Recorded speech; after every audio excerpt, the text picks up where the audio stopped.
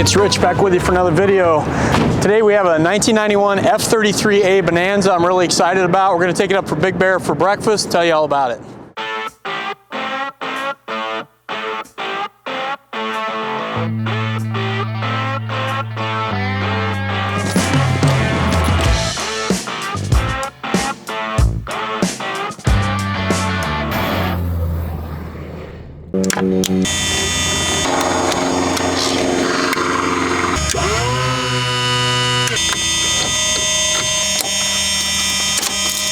Clear.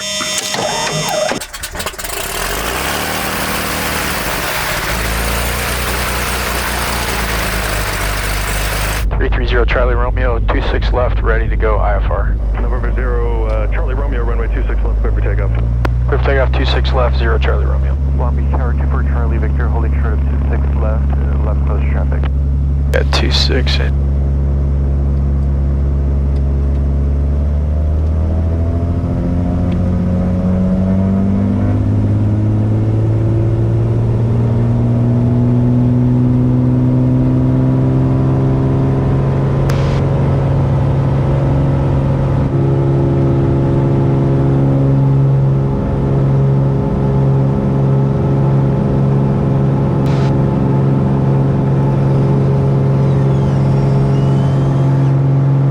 Pretty clear. Yeah, it is clear. Clear below. F33A Romeo, so departure order contact. Last top was reported at around 5,000. So climb and maintain 6,000. Advise canceling IFR, and then what are your intentions after you cancel? Okay, 6,000, we'll call you with the cancellation. We're going to Big Bear for 330 Charlie Romeo.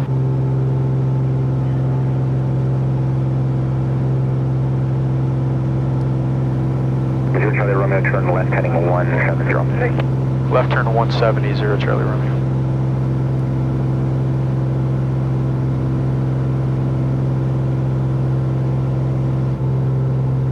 And November 0 Charlie Romeo, advise me what that tops are so I can pass it on.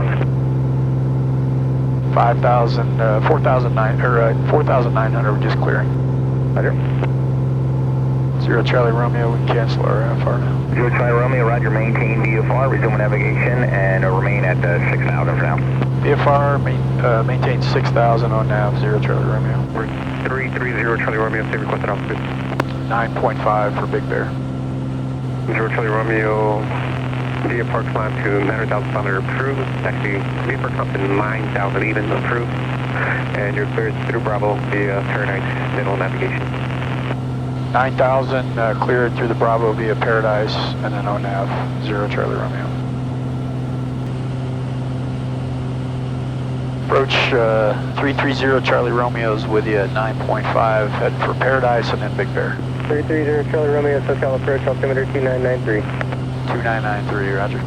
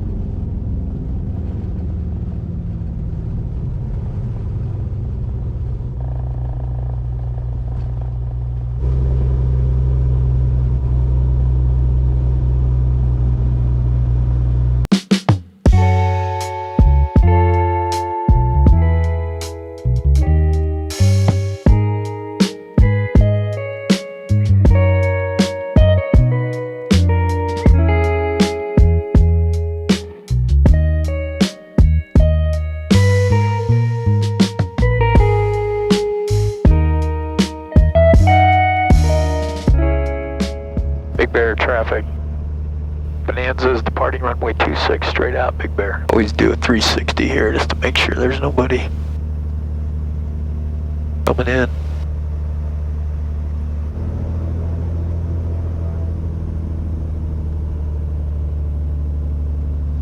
Bonanza's departing runway 26 straight out, Big Bear.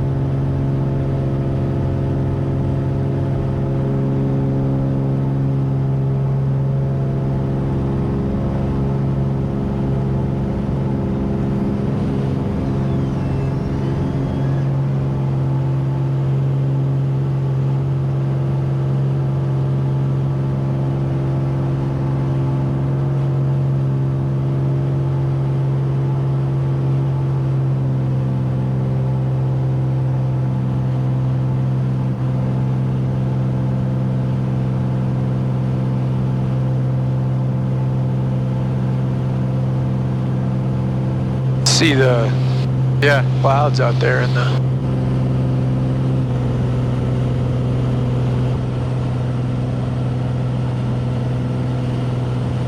okay, we had a nice flight up to Big Bear, had some lunch, this 1991 F33A Bonanza, and we started looking, we were looking for an airplane to, or a couple airplanes actually, to upgrade, and I've always felt like the F33 Bonanzas are a really good value in the marketplace. I've been a long time advocate for F33s. I love A36s too, but the F33s, less money, fast, 5 seats, 4 to 5 seats, comfortable, Bonanza pedigree, and they've, in my opinion, they've been, that's a really good value in the market. And as, values on new airplanes increase, and we see fewer and fewer low time, older airplanes, the value proposition could be good if you can find a really low airframe in a 182 Bonanza, and then you upgrade the engine. You can do paint interior if it needs it, and avionics. This particular airplane we found was an original owner, 1,200 hours total time. Had really not been changed. It's all original. The avionics, the panel, a few minor changes with the avionics, but largely a factory original condition. One owner. Of course, it had the 520 from the factory, and paint, interior. So as you're seeing this airplane, it's original paint and interior. A few minor tweaks to the avionics, mostly stuff removed, upgraded intercom system, which is exactly what we were looking for. And 1,200 hours is extremely low time for this model year. We did upgrade it with the 550, which adds 300 horsepower, ups the gross weight, by all accounts better engine than the 520, and a 3-blade Hartzell propeller, and ready for avionics, or you can easily fly it the way it is with an iPad if you're more of a VFR type pilot. You don't need to put the money in the avionics because you have a nice panel already. Granted, it's by today's standard it's old, but it still works fine for VFR flight. So, earlier vintage airplanes, but low airframe time. You can't turn the clock back on airframe time. You can put a new engine in it, you can upgrade avionics, put new paint, new interior, but you can't turn the clock back on airframe time. So that's why I really like these older airplanes with low time, because you can put a lot of money into them and they still hold their value. Now there's all kinds of stuff you can do with these avionics, but in this particular airplane we've chose not to do anything, just to show the original condition, the original state of the airplane, and it really highlights what great care this airplane has. So you can really see how well this airplane has been maintained. VFR Bonanza descending out of 8,000. We're about 20 to the northeast of Paradise for Long Beach flight following. Okay, when you look at performance on this F33A Bonanza, compared with other 4-place, 5-place single engine piston airplanes in the market. It's really strong, especially with this 550 in it. So you're looking at 160, 65 knots, true airspeed on, 17, 18 gallons an hour, with good range. And this airplane has about 1,300 pounds of useful load with the higher gross weight at 3,600 pounds. You compare that with like a 182, late model, or let's say a post 2000 model year 182. It's faster, it has a better useful load, and if you really cared about avionics, you could upgrade the avionics to arguably better than G1000, and you're in it for probably less money in a much higher performance airplane. So that's where I see the real value in these airplanes. Particularly an F33, it's going to be less money to insure, and really fast, great performing airplane. Think about a newer, you'd be 600,000 for a turbo 182, that this airplane is still outrun at 11,000 feet. Or a Cirrus, you're easily going to be into a Cirrus for north of $500,000 for something new. And you could be in this airplane with better performance. I don't know that this airplane will outrun a Cirrus, or a turbo Cirrus, but the savings you get on it is pretty significant.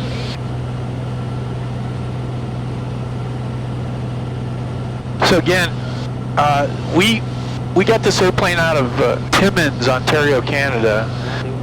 So the airframe, we went through it really thoroughly when we got it. The the airframe is in like new condition, low time, upgraded engine, upgraded propeller, and a clean slate to do avionics, a lot of useful load. I just challenge people to find something in the market that has this kind of performance and capability for the price. And once you add if you choose to add the avionics, I think you'd get that money out of it. So anyway, I got to focus on what I'm doing here because we're entering the clouds and have no autopilot, and I'm navigating with VORs only, no GPS. So let's see how this goes. It's so amazing. Like, I used to fly like this all the time with no autopilot on VORs. Yeah. Number 0 Charlie Romeo. 240 to join, 0 Charlie Romeo.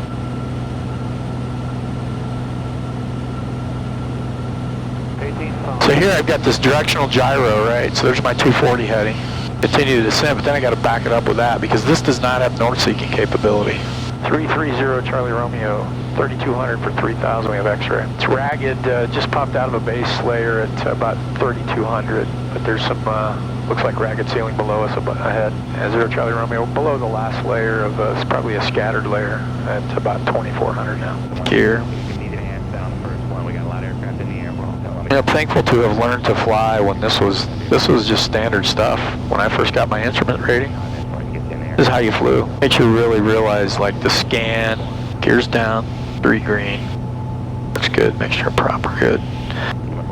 Really good instrument skills doing that kind of flying. We didn't have moving maps. Everything was based on radials and cross radials and intersections. The situational awareness was, you didn't have a big map.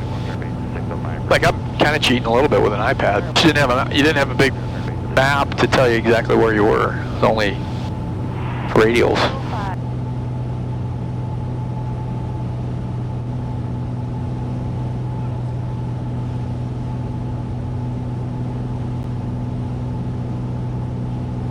Right on target there, pretty much. It's sensitive right here. You're number 3, runway 26 left, cleared for the option. Follow the Cessna number 3, runway 26 left, clear for the option Cessna 1264, uniform. November 64 kilo, extend downwind. Extend downwind, 64 kilo.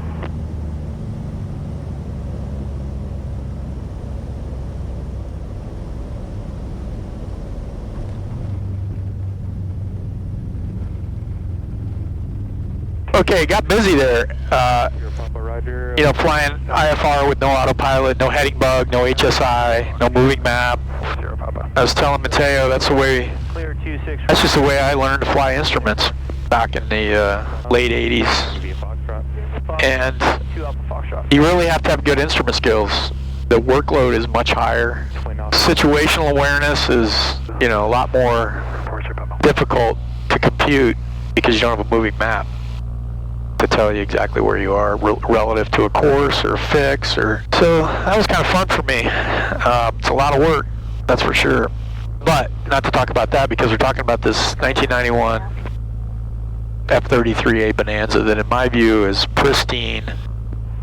This is how I love to see airplanes, in their original factory condition, well cared for, low airframe time, ready to be upgraded. And we're at a time in the market right now where you can put a lot of money into an airplane like this and you will retain its value because of the utility versus what's new. Without delay, cross 26 left, hold short Fox. 0 Charlie Romeo. That's why I like F33 Bonanzas so much. They don't build them anymore. Fast, efficient, good useful load. I love that big baggage door they got in the back. You got a little seat back there for a kid if you need it. Got the useful load to take advantage of all that volume. And it's a Bonanza. And so that's why we really, that's what I wanted. We talked about different airplanes we're going to go out and buy that have high value that we can find and really market them. And I was a big proponent of the F33A because of what it represents. And this airplane was like exactly what I thought we could find. And so we're excited to bring it to the market and help whoever buys it. If you want to do an avionics package, it will certainly help you. And there's a lot of options there. So anyway, hope this video was informative, and thanks for watching.